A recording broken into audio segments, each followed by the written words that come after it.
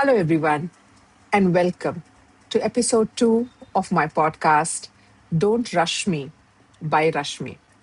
Today, I just wanted to speak to you about this element in our lives that happens, especially so in India, where we listen to a lot of people.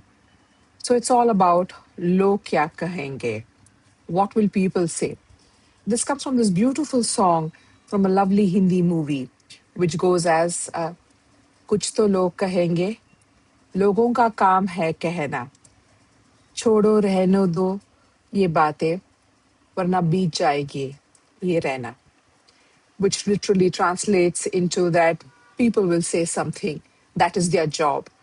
Let it be, let it go away, because otherwise we will lose this beautiful time that we have. And how true is that?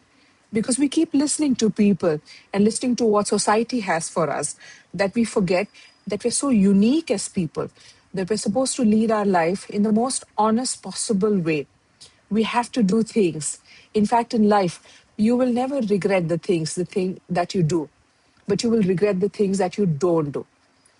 So, why do we keep listening to people? Sometimes we listen because we don't know any better. Sometimes we listen because it's just so much of noise that you tend to listen to it. For me, this began when I was really small and people began speaking about my color. I am dark skinned and my sister is fair skinned. So, it was about my skin color. And then stating that, how would I ever get married? Who would really marry a dark skinned girl? Like, literally, nothing else in my personality would be important for a marriage except my dark skin. And I was compared with my sister, who is far more fair skinned. Eventually, in life, you would realize that I had my dark skin. I have my dark skin because my paternal side, my dad's mother, had this beautiful, rich, dark color. And that's what I inherited. And my sister inherited something from the maternal side, where my mother's mother had this amazing, beautiful, fair skin, and my sister got that. None of this was our doing. We just got it genetically. But when you're in that stage and there's so much noise around you, right? You rush around. I remember Fair and Lovely, Chandan, Uptan, not going in the sun, doing all of that. That has made absolutely no effect to my skin. And over a period of time, I realized that, you know, this doesn't really matter that much. But when you're at that age and you're hearing so about about this from so many people, it starts affecting you. And when it began affecting me, I spoke to my mother, who is an absolute warrior queen. And what she did is that she made me Krishna, Lord Krishna, who is a god uh, in India. And she made me that in a fancy dress competition. And she said that, your color is what Lord Krishna has. So from that day, I think I went from the side of not understanding why my color was such an issue and what will happen to my life to the God complex, where I felt, look, I have the color of God. And that it just stopped really mattering. And as I began going ahead and doing things in my life, I also realized that this beautiful color that I have, it doesn't change in the sun, it doesn't change as per weathers. It also helps you prevent from a lot of skin ailments that come through. And they say, black don't crack. So right now I'm without makeup. I'm always without makeup actually. And there isn't too much wrinkles for the age that I'm in. So black don't crack and it helps you prevent from many diseases. It is the same color in every other temperature and weather. So you just become more comfortable in your skin more than listening to people. The second stage that would come where I would listen to a lot of people is when it was the time for me to choose what I would do after school. I had got good grades, so science was the obvious choice, but I was always interested in the arts. Somehow, my parents, who always been very caring, who've been always very understanding of who I am as a person, they said, okay, look, the world says science, you want arts, let's choose a midway and do commerce. Now, those 5 years of my life, I had a lot of fun. I took part in arts and dramatics, and all of that happened. Uh, but those 5 years I could have spent being in arts and honing my skill in communications, which would have given me a slightly better head start in my career of public relations that I would eventually choose and would just become second nature to me. So, because we listen to people, because we try to find a midway that works between what we want and what others want of us, we choose something that is not very true to ourselves and to our capabilities. But a full marks to my parents for not pushing me to the other end and making me a complete wreck. At least they kept me in a median from where I could pivot and lead the life that I was truly meant for me. So that stage of that color, then the stage of choosing that career, then it went on to the relationships, because you are in such an environment where what even the peers talk to you matters to you. So everybody wanted to be in a relationship. You have hormones which are going up and down, so you get into so many random relationships that don't help you in any way. Eventually, of course, you would figure out who you are and then seek somebody who really complements that, which is today my husband. It's a complete complement. We really understand each other. We are life partners.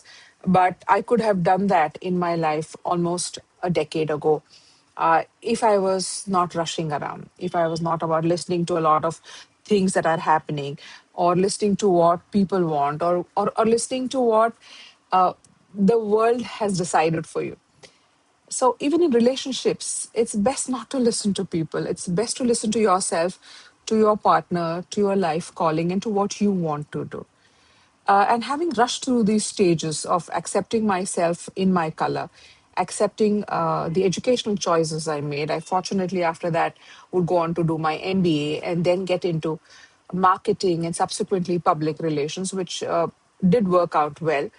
And in relationships, also going through so many relationships that didn't make sense to you or your soul or your purpose or who you are as a person, uh, actually cost me time, time that is not going to come back. And I truly wish that doesn't happen, that this don't happen with you. Because the next stage of my life, where I heard a lot of people talking, is not something that will happen in everybody's life. My son was diagnosed as being on the autism spectrum at the age of 3. He is now 21, and I think with the initial stages, I just kept listening to a lot of people. Oh, you should, because communication is one of the areas that get impacted by autism.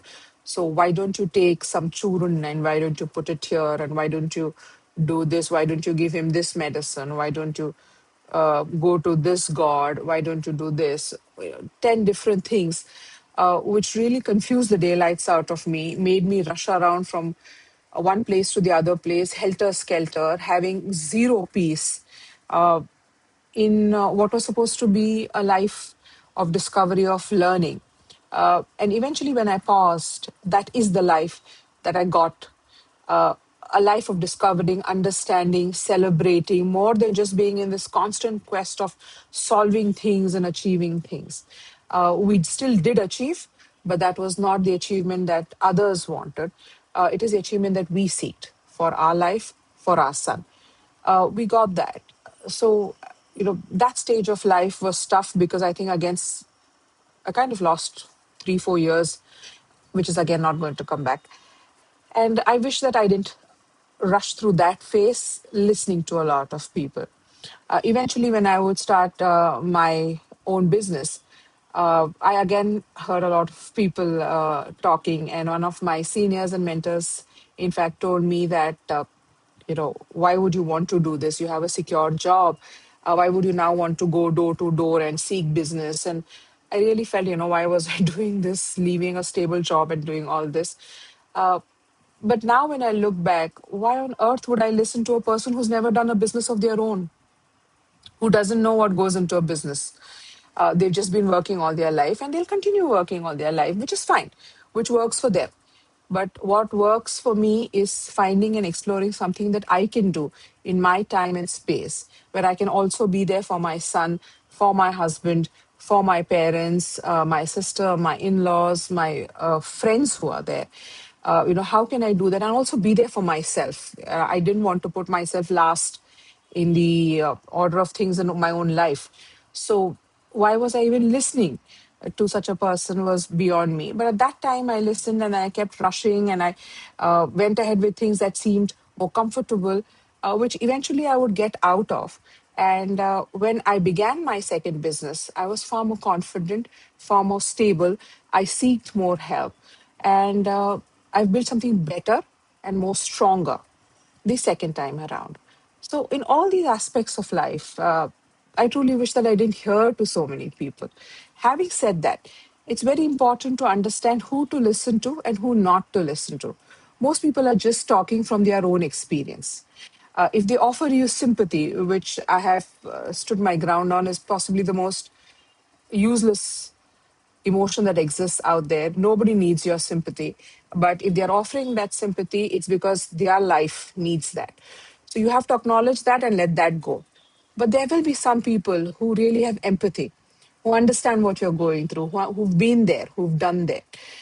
Like all these things that I'm speaking to you is because of my life experiences. And if you've gone through that, then you can listen from me and possibly save yourself that 3, 4 years or 10 years of your life. So you can listen to those people because they come from a position of empathy. They come from a position where they really want to help you grow. They want to see that, and there are people like that which exist. So, don't go with that world dictum that everybody's out there to get you and everybody's there to pull you down. No, nobody's there to do that. People are confused themselves, so they offer those confusing signals. But some people who are very clear, who are very kind, who are in your corner, who love you, who truly support you, do listen to them. But otherwise, log kya kahenge? Doesn't really matter because they will not come to do the basics of paying your bills or taking care of your health or being part of your life journey and do bigger things like see how you can grow as a person, how you can contribute back to society. They're not going to be there for any of that. So just avoid listening to random people, listen to the right people, and just see how your life can grow. And on that note, I wish you an amazing day, and I hope you get to listen to only people today that really enrich your life and that help you become a better person and a person who's really an asset to yourself and to society at large. And I'll see you in my next episode, which is really focused on teenagers and parents of teenagers, because that is a phase of your life when your hormones are really raging and you can do so much out of it and you can really deflect uh, from other things that will not contribute to your life. And I really wish that again was somebody who could speak at a large scale and let us know how things are as a teenager. And I hope I'm able to do that for you as a teenager, or for you as a parent of a teenager, or of you as somebody who deals with teenagers. So I'll see you in the next episode. Till then, just listen to yourself, listen to your heart, and you do you. Thank you, and have a great day.